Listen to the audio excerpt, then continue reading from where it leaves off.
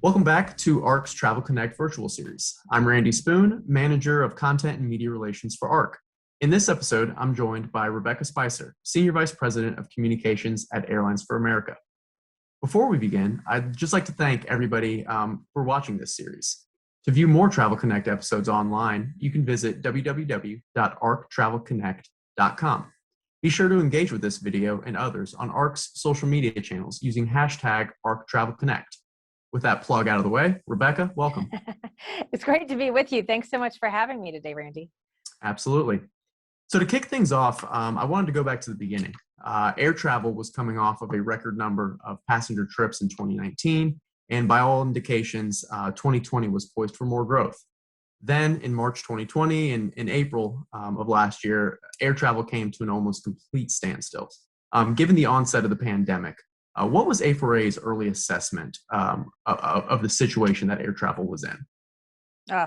It was like nothing anybody has ever seen. And I think I say that for anybody who's been in this industry for a long time or in any other industry. It was just widespread and the decline was sharp and sudden. And to give you an idea, at least from my vantage point of what happened last March, of course, we saw the reports that were coming out of Asia, I guess around the middle to end of February. And the first week of March, I actually went with Nick Callio, our CEO here at A4A, went with him over to the Chamber of Commerce, where he was part of a press conference with other travel industry CEOs. And the message at that press conference was, we're open for business. Mm-hmm. And we were trying to reinstill confidence in Americans that you can still travel, you can still go out to eat, you can still go stay in hotels, keep moving, let's don't shut down. Later that afternoon, Nick went over to the White House along with several of our A4A board members, and they met in the Roosevelt Room with the president and the vice president. And when the pool spray came in at the end with the cameras, the president said, where these airlines fly, it is safe to go. So that was the message. We were working very hard to keep that confidence up and to keep everybody moving. The very next day, Phil LeBeau was on CNBC talking about liquidity concerns in the airline industry. And it was just days later then that the president announced from the White House that planes were going to be coming down from Europe in particular.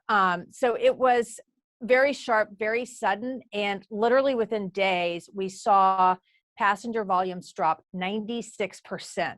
And to give you an idea of just how sudden, 96 is a big number anyway, but that is to passenger volume similar to the 1950s. That was the beginning of the jet age. So it just was very, very bleak. And you probably have seen pictures of airplanes parked in the middle of the desert, wing to wing or nose to tail, however we could get them stored. And at one point, over half of the US fleet was in storage, taken out of service. Mm-hmm. And you probably have also seen pictures of the airports that were virtual ghost towns. Nobody was going through them, and the restaurants and the shops in these airports shut down. And it was very, very dire and happened so suddenly. Yeah, and I can remember that vividly because I actually joined ARC in February of last year. And what a time to join. month and a half, 2 months in, it was kind of thinking, hey, was this such a good idea? How's ARC going to navigate this? But here we are, more than a year later, and given what you've seen over the past year and a month, what can you tell us about the state of the industry right now? Well, sure. We've clearly seen some signs of progress since that 96% dip that I talked about, and that was about the middle of April last year. We did see some return to travel, especially going into the summer months and throughout the summer. But then we saw, a resurgence of the virus. We saw many schools around the nation didn't reopen in the fall. And then we saw, again, the concerns around holiday travel.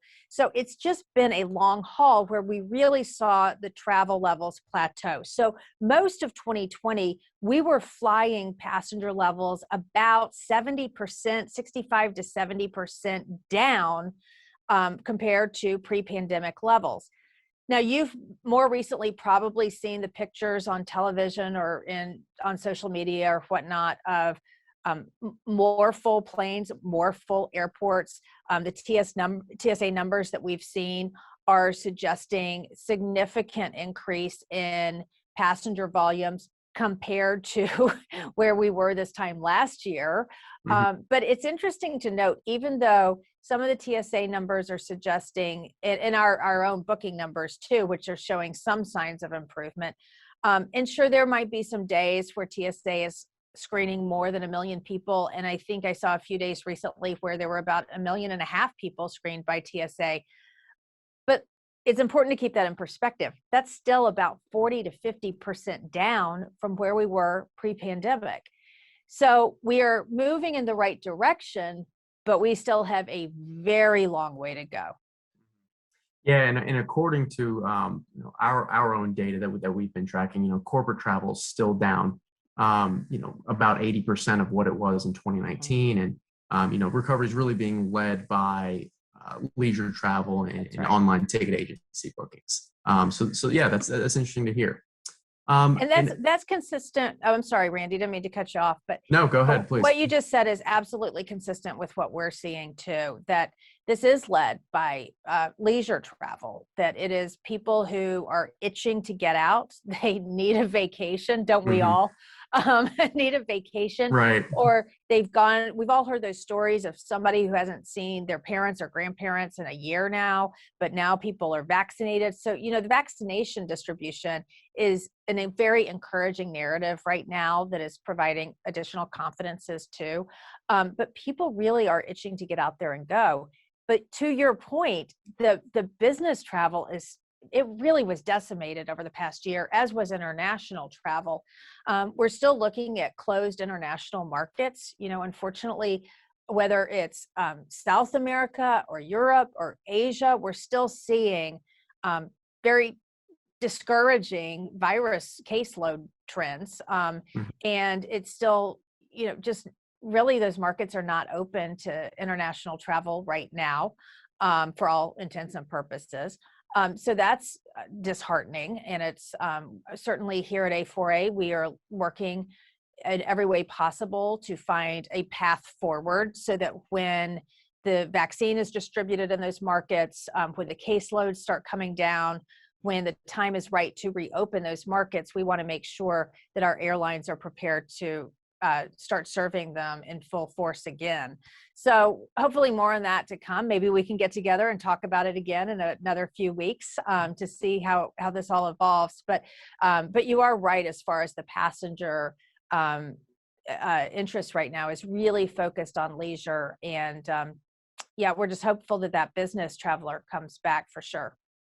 Yeah, absolutely. And before we look at sort of what steps airlines and suppliers can take to further encourage that, I do want to ask you about something that A4A has been doing over this past year and a month, to encourage flying. So A4A was obviously very proactive throughout the pandemic, advocating on behalf of its members and the really the global air travel industry. Seeking support from governments, but then also raising awareness about the extent of the health and safety measures being taken by these airlines and by these airports. And this all culminated into the Fly Healthy, Fly Smart campaign. And I wanted to ask you, if you could maybe walk us through, that campaign, how it came together, and then talk about maybe the impact that you've seen it have on both the industry and with travelers. Sure. And since the early days of this pandemic, there was no playbook for it. No, everybody was caught by a surprise, whether it was the medical community, the airline industry, other segments of our society. There just was no playbook. So nobody was prepared for it.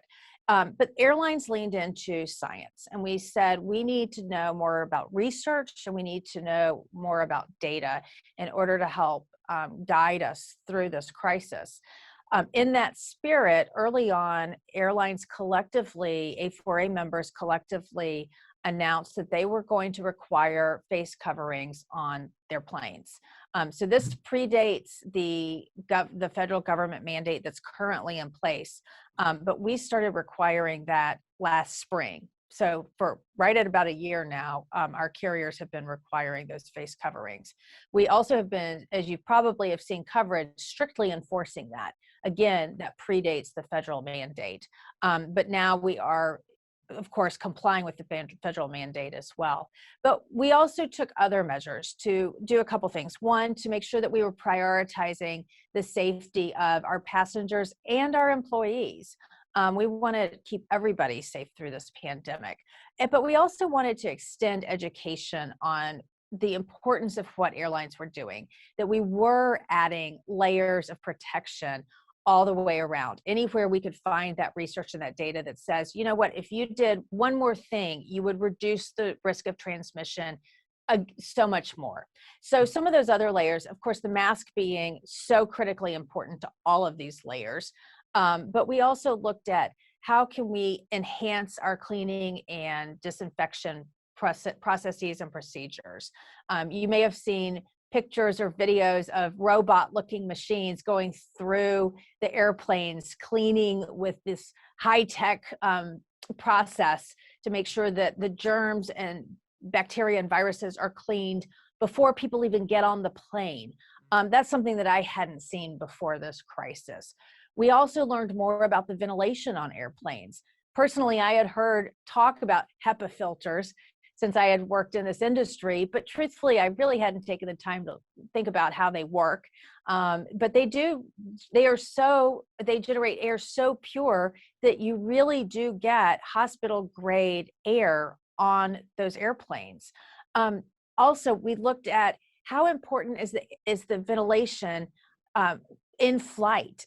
And as you know, when you get on a plane, it's not like your car where the air is coming at you. The air is coming from above you down and then goes straight to the floor, and then it sweeps out at the floor level, and then it's cleared through those HEPA filters, and fresh air is brought into the plane. So that's why this air system is so critical to making sure that any potential virus or germ is cleared out of that system. We also looked at other options that we could do to reduce touch points throughout. So, you know, we've really been increasing the reliance on checking in from a mobile device to reduce having to touch any kiosks or any machines when you're at the airport per se. So you don't have to hand off a piece of paper as you're boarding the plane or going through security, but rather you hold your handheld device and you're the only one who touches it. But we also start requiring pre-flight health assessment forms. And if you've flown, you know, they're so simple. It's 3 little questions generally. You know, questions like, have you been exposed to COVID? Have you had COVID? Do you know if you have COVID? And if you have any, you know, answer yes to any of these simple questions, then you probably shouldn't be traveling in general, and you should be seeking medical attention. But truthfully, you know, I know many schools that have been in person are requiring this. A lot of sports teams who are still competing outside have been requiring similar forms. But we thought that that was one more step that just helps to add in the layers of protection that really have been very instrumental in all of this. So we packaged up all of these steps that airlines have been taking to protect the flying public and employees as well, and decided to brand it, to highlight it, not just to raise awareness, but also to offer educational resources to people who were thinking about traveling, who had questions. So the Fly Healthy part of it is to raise that awareness and offer the education about what airlines are doing. But the Fly Healthy part of it is also inviting the traveler to be part of the solution, to remind them what they can be doing. You know, of course, wear the masks, again, is number one, first and foremost, but wash your hands, take your hand gel with you. If you sneeze, you know, make sure you're sneezing into your arm, and, you know, cover your mouth even if you're wearing a mask, do all of this. And don't be traveling if you are sick. So all of the above is important, and it is not just what airlines are doing, but it's also what the traveling public can do together to be part of the solution. Yeah, I mean, you know, I can speak from within ARC and within the industry and saying that, you know, it was an extremely comprehensive campaign that you guys put together, you know, particularly the illustration of the ventilation that happens within a plane. Again, given that I had just joined ARC back in February, had no idea the sophistication that went in to the ventilation part of a plane. So that was extremely interesting for me to find out. I You know, agree. yeah, and so given the campaign you guys put together and all of the elements that went into it, have you seen its effect on traveler sentiment and maybe within the media? Yeah, great question. The other critical component to all of this, I mentioned that we have been leaning into science and really relying on data and research, but A4A, along with a consortium of other aviation stakeholders, approached the Harvard School of Public Health and said, again, we don't have a playbook for this. We need some research. Can Mhm. you please research it? So they did. There was, and you can read online at the Harvard Aviation Public Health Initiative. There are a couple of studies built into that. One was about the gate to gate experience. So really the in-flight experience, but from the moment that um, you board the plane and everything we just talked about as far as the ventilation, the sanitization on the plane, the mask wearing of passengers and crew, and other measures that have been implemented in flight, and how all of those measures combined reduce the risk tremendously. And in fact, what the Harvard researchers found was that all of these layers of protection actually create an environment where the risk of transmission is actually quite low. And they said that in fact, it's as safe, if not significantly safer than daily activities such as going to a restaurant to eat or going to the grocery store to get some food.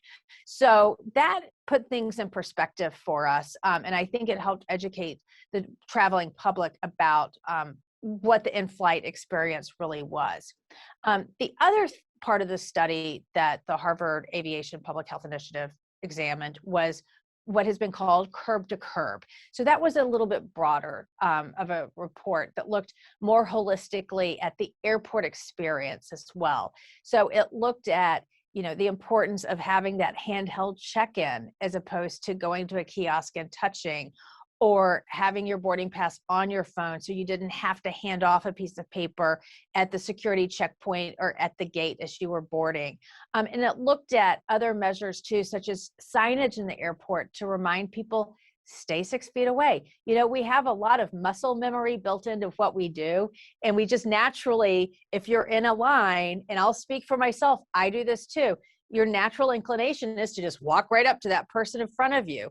And it is amazing that if there is some signage on the floor or in front of you, having that reminder of it's not normal times, stay 6 feet behind, it really does make a difference. Also, the plexiglass that you might see at a check-in counter, or again, spacing signage at baggage claim areas, all of this was significant. And what the Harvard researchers once again found was that all of these layers are significantly reducing the risk of transmission. So we were very pleased to see that it appears to be safe to fly, and that people just need to be smart about it, and they need to wear those masks, and just need to be responsible participants in this process. But airlines and airports combined are doing as much as they can to reduce that risk. Yeah, and it also sounds like there's some innovation that's coming out of it. You touched on or I guess didn't touch on, but you touched on the touchless kiosks. So it does sound like there's going to be more innovation to come out of this That's right. after we experience most of the recovery. We recently did some survey work, and we actually found that of those people who did travel in 2020, we found an increased reliance on technology for the travel experience. So you're absolutely right. I think we're going to see more of it, certainly not less of it. But I do think that some of these changes that we saw throughout the pandemic are here to stay, and may actually, help us come up with new ideas and lean into more research and data that might help guide us going forward. Hmm. Yeah, it'll be definitely be interesting to see the innovation that comes out of this situation, if there That's right. is any silver lining to be had. So we touched on recovery a little bit. We talked about the numbers that TSA is seeing. I think I had seen that stat that you pulled up with the 1.5 million travelers passing through, which was the highest number since March of 2020. And like I referenced earlier, our data is also showing that strong recovery, particularly with the leisure and online travel agency segments. And we even saw recently in our data that Florida and Hawaii, among some other states, are actually seeing positive new ticketing based on 2019 levels. So we're seeing some green and not just a continued recovery. But I wanted to ask you, from the recovery that you're seeing, what do you think airlines and suppliers can do to further encourage that recovery, particularly within the corporate segment? Well, you're right. We look forward to having the business traveler return. But part of the problem with the business traveler is that a couple of things. Where are they going to go? We've seen conferences, conventions, meetings that just haven't been held over the past year. So we need for those to come back. But part of that is where are those meetings and conferences and conventions going to be held? We need those markets to open back up. And, we know that the hotels have been working on providing confidence and reducing risk as well at their properties. And they have been doing valiant work at their end as well. But we have seen, as you say, there's some markets, you mentioned Florida, you mentioned Hawaii. I heard recently that Las Vegas hotels were actually hitting their maximum capacity right now, which is still a reduced capacity because of COVID, but that's an increase and a step in the right direction compared to where they were several months ago, which was basically empty. So the traveling confidence is coming back some. I also think with increased vaccination that we are going to see more people return to the office, return to work in person for the people who have been working from home. And I think as people go back into the office, that once again, there's going to be this sense of return to normal. And if you're back in the office, then you're going to want to have that meeting in person. You're not going to want to continue meeting by Zoom. And for example, as lovely as this is talking with you over technology right now, the bottom line is I really actually think it would be a much more effective conversation if we could be in the same room, maybe even with a live audience, and perhaps having a beer or a cocktail over this conversation as well, depending on the time of day. But we all know that, I think we've all done a great job building relationships and keeping our work moving forward through the pandemic, relying on technology, but it's not a complete replacement for that in-person communication. And from a business standpoint, you just can't seal that deal with a handshake over Zoom. You can't build those relationships that are so critical to advancing the agenda of an organization, or to building a company, or to reestablishing an industry, or whatever your focus might be. It's just not the same. So I do think it'll come back as markets reopen, as the traveling public regains confidence in the overall travel system, and also as people return to work. So I am hopeful for that. One other note on that is, as we're seeing an increase in leisure travel, not all of those leisure travelers are necessarily also the business traveler in pre-pandemic times. But on the other hand, there is some crossover. And I think as some leisure travelers go on their personal time for vacation or to see family, that they might go back and say, maybe I can do that business trip next time. So I think it's an overall mentality as we all work together to increase the distribution of the vaccines, but also to rebuild confidence and educate the traveling public. Yeah, absolutely. Now I guess I have to ask: have you been on a plane recently, either for leisure or for business travel? Well, in fact, I have. Thank you for asking. And I admittedly have traveled a few times by plane on an A4A carrier several times during the pandemic. I have worn my mask consistently, nonstop through the airport and on the plane. And I have found it to be a very safe environment. And in fact, I was on an A4A carrier just last week, and the flight attendant began as everybody sat down and we did our seatbelt check. And she reminded the entire flight that we did agree when we bought our ticket, we did agree to wear a mask, and that is also a federal requirement right now. So the airlines, while they are strictly enforcing these mask requirements, and it is a federal mandate, they are doing it to ensure that we are reducing risk at every turn. But I have, and it honestly, it's a great experience. It is a great reminder that I personally love to travel, and I look forward to doing more of it in the weeks and months ahead. Any A4A or Spicer tips that you'd give to any travelers? I will. And this is one, because it's my job, but also, again, because I have traveled personally. Right. So, and especially for folks listening who maybe haven't traveled since before the pandemic, do not think it is travel as normal if you haven't been to the airport recently. A couple of things. One is there's still a lot of vendors who are closed, even in the major airports. The vendors are not fully reopened. So I would take an empty water bottle. Of course, it can't be full because you don't want to get stuffed at TSA. Take an empty water bottle. You can fill it up at the water fountain on the other side of security. And take a couple snacks. You may or may not be able to find a snack station or a restaurant open, and you just don't want to be caught without any water or food. The other thing is, I would caution, is actually allow extra time getting to the airport. Couple of things. Our numbers are increasing, and while that's encouraging, but that also means there are a lot of people who also haven't been to the airport in a long time.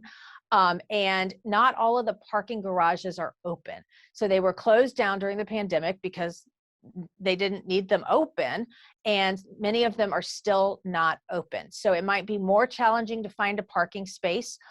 Also, we know that several airports took advantage of the pandemic to do some construction. So that has also closed some parking garages in some cases. So just plan ahead, allow extra time, whether it's to park or take your taxi or ride share, however you're getting there. But just know that it may not be quite as quick to find that parking space as you first thought. Oh, I could imagine that. So I'll let you go after just one more question. Sure. But I wanted to, take a more holistic view maybe at the industry and ask you, once we're beyond the pandemic, what do you believe will be maybe, the next challenge or the next opportunity that could be facing airlines? Well, no surprise, this is going to be a very long and challenging recovery. So we're still looking at a couple of years before we return to the normal travel levels that we saw pre-pandemic. So as we are looking toward recovery, and we do believe we are moving in the right direction, which is encouraging, but we still have to plan for a long haul on this. And to put this in perspective, U.S. airlines are still burning about $100 million in cash every day just to stay in operation. Now, that is still significantly improved compared to the first quarter of this year, when U.S. airlines were averaging $150 million of cash burn each day. So again, moving in the right direction, but a very long way to go before full recovery. So we're looking at that holistically. So it's not just one track of how do we recover, but we also know that we have to deepen our commitment to sustainability. And that has to be wrapped into our path forward. So it's both and, it's not either or. It's how do we move forward and recover in a sustainable manner. So you may have seen just recently, A4A and our carrier members made a very significant announcement saying that we would be reducing, and in fact, going to net zero CO2 emissions by 2050. So this is a very significant commitment on our carriers and A4A's part, but we think that it is the right thing to do. In fact, we know it's the right thing to do, and that it is a commitment that we need to work with government on and find the solution and the resources to move forward on significant contributors such as sustainable aviation fuel that is going to be so critical to meeting that goal of ours by 2050. So Again, I think that's another topic you and I can sit down and discuss in the weeks and months to come. We are very excited by it, but we know that there's going to be a lot of work to come on that. Yeah, and you mentioned that commitment. I recently seen that several weeks ago and thought, wow, A4A is even starting to look beyond the pandemic, right? We're all still very deep in recovery, but there is a future for airline travel, That's right. like you're saying, and you guys are already looking at what's ahead and what's next. That's right. We think it's important, and now is the time to go ahead and start looking at the future. Hmm. Well, great. I just want to say thanks again, Rebecca, for taking the time to talk. Hope you enjoyed this, and it was great to hear about everything that's going on with A4A and how you guys have helped the industry navigate over the past year. Well, thank you for the opportunity, and I just hope next time we'll be able to do this in person. I'll look forward to that. Great. And to everybody watching, just wanted to say thank you again for watching the Travel Connect virtual series. You can find this video and every other video from the virtual series at www.arctravelconnect.com or on the Airlines Reporting Corporation YouTube page. We'll see you next time.